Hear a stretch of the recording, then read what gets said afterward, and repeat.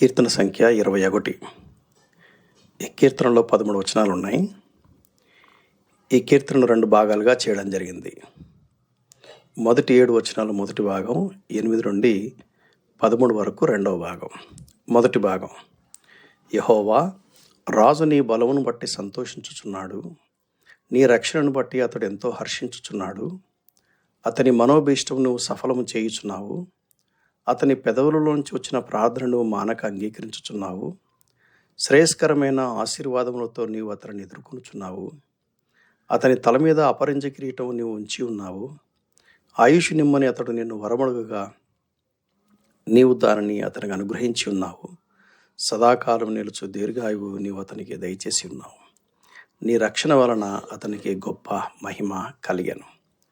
గౌరవ ప్రభావములను నీవు అతనికి ధరింపజేసి ఉన్నావు. నిత్యము ఆశీర్వాదకారుడుగా ఉండునట్లు నీవు అతని నియమించి ఉన్నావు. నీ సన్నిధిని సంతోషముతో అతని ఉల్లసింపజేసి ఉన్నావు. ఎలాగనగా రాజు యెహోవా యందు నమ్మకించుచున్నాడు, సర్వోన్నతుని కృపచేత అతడు కదలకుండా నిలుచును.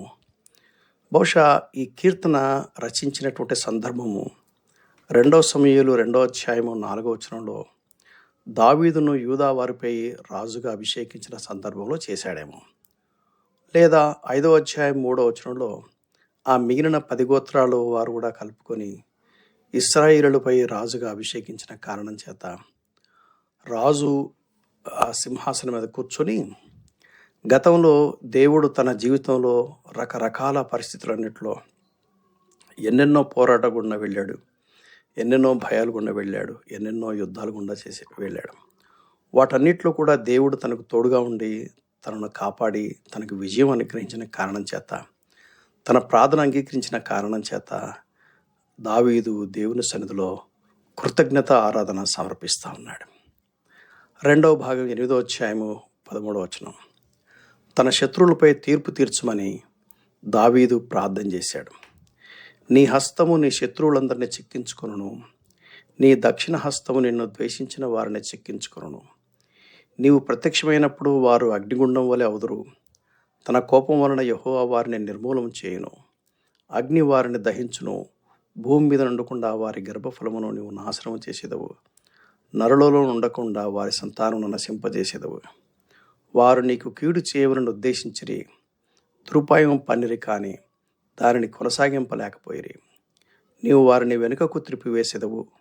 నీ వింటి నారులను బిగించి వారిని ముఖం మీద కొట్టుదువు. యెహోవా, నీ బలమును బట్టి నిన్ను హెచ్చించుకొనుము. మేము గానము చేయొచ్చు నీ పరాక్రమమును కీర్తించదము. బహుశా కీర్తనకారుడు గతంలో జరిగినటువంటి విజయం కొరకే దేవుణ్ణి స్తుతిస్తున్నాడు, దేవుని కొనియాడి కీర్తిస్తున్నాడు. భవిష్యత్తులో రానైనటువంటి యుద్ధాల గురించి, పోరాటాల గురించి కూడా దేవుడు దయచూపమని, దేవుడు కృప చూపించమని బహుశా ప్రార్థన చేసినట్టుగా ఉంది. తన శత్రువులపై తీర్చమని చెప్పి దావీదు ప్రార్థన చేస్తూ ఉన్నాడు. ఈ కీర్తనకు పెట్టిన పేరేంటంటే, గతంలోని మన పోరాటాలలో దేవుని కృపచేత పొందిన విజయాలకు ప్రభువునకు కృతజ్ఞతలు అర్పించాలి, భవిష్యత్తు కొరకు సిద్ధపరచమని ప్రార్థించాలి. దేవుని యొక్క సంకల్పమును దావీదు ద్వారా నెరవేర్చినప్పుడు దావీదు వాటిని గ్రహించి దేవుణ్ణి స్తుతించుకొని ఆడాడు.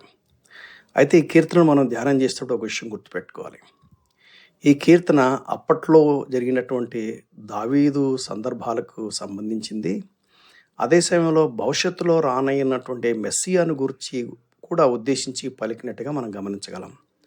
ఎంచేతనంటే మొదటి భాగంలో సదాకాలము అనే పదం వాడతాడు. మనుషులు ఎవరు సదాకాలం ఉండరు కదా. సో సదాకాలము రాజుగా ఉండేది ఎవరంటే రాజుల రాజు అయిన యేసుక్రీస్తుయే. అంటే మెస్సయ్యాను గురించినటువంటి ప్రవచనాన్ని ఆయన మాట్లాడినట్టుగా మనకు అర్థమవుతుంది. నిత్యము అని కూడా అంటాడు. నిత్యము ఆశీర్వాద కారకుడుగా ఉండున్నట్లు అంటే ఎవరై ఉంటారు మెస్సయ్య కాకుండా? కాబట్టి ఈ కీర్తన మెస్సయ్యాను గురించినటువంటి ప్రవచనం కూడా చెప్పినట్టుగా మనకు అర్థమవుతుంది. మనం నేర్చుకోవాల్సిన పాఠం ఏంటంటే, మన జీవితాల్లో మనం ఎదుర్కొనే పోరాటాల్లో దేవుడు మనకు తోడుగా ఉండి తన కృపచేత మనం పొందిన విజయాలను బట్టి కృతజ్ఞతాభావంతో దేవునికి వందనాలు చెప్పాలి.